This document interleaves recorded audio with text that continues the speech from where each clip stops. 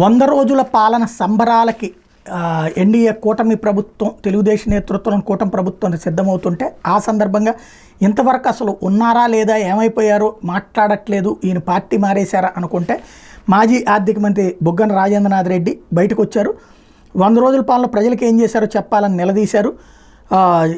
వైఎస్ఆర్సీపీ నేతని ఏదైతే ఆడిపోసుకోవడం తప్ప గత ప్రభుత్వాన్ని ఆడిపోసుకోవడానికి సమయాన్ని వృధా చేశారని మండిపడ్డారు.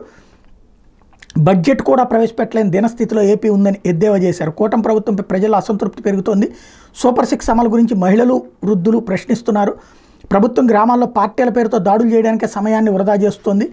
ఏపీ అప్పుల విషయంలో ఈనాడు ఆంధ్రజ్యోతి పక్షపాత కథనాలు ఇస్తున్నాయంటూ ధ్వజమెత్తారు. 100 రోజుల్లో చేసిన అప్పుల్ని ఎందుకు రాయడం లేదని ప్రశ్నించారు. పోలవరానికి 12,500 కోట్లు అదనపు నిధులు రావడానికి వైఎస్ జగన్ ప్రభుత్వమే అనేక విధాల కృషి చేసిందన్నారు. ఈ ఫలితాలను కూటమి ప్రభుత్వం తమకు అనుకూలంగా చెప్పుకోవడం అన్యాయం అన్నారు. చంద్రబాబు ఈ ప్రాజెక్టు 2016 వరకు నిర్మాణం చేపట్టలేదని గుర్తు చేశారు. 2014 నాటి ధరలకు ఒప్పుకున్నారని, కొత్త భూసేకరణ చట్టాన్ని ఏమాత్రం పట్టించుకోలేదని, పునరావాస గురించి ఆలోచించలేదని, కేవలం సాగు తాగునీటి కోసం లెక్కలు వేసి కేంద్రంతో ఒప్పందం చేసుకోవడం వల్లే పోలవరం నిర్మాణానికి ఇబ్బందులు వచ్చాయని బుగ్గన చెప్పుకొచ్చారు. 55,000 కోట్ల అవసరం ఉంటే 20,000 కోట్లకే పోలవరం చేపడతామని కేంద్రంతో అప్పటి చంద్రబాబు సర్కారు ఒప్పందం చేసుకుందన్నారు. పోలవరం కోసం జగన్ హయాంలో జరిగిన కృషిని బుగ్గన చెప్పుకొచ్చారు ఈ డీటెయిల్డ్గా.